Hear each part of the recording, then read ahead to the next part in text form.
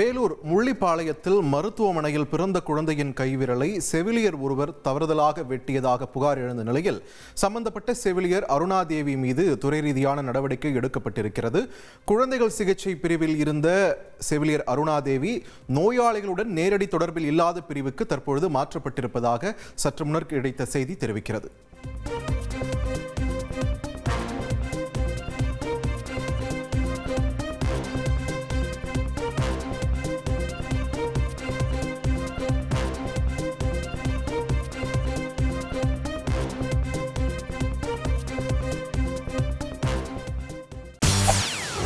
செய்திகளை உடனுக்குடன் தெரிந்து கொள்ள உடனே சப்ஸ்கிரைப் பண்ணுங்க.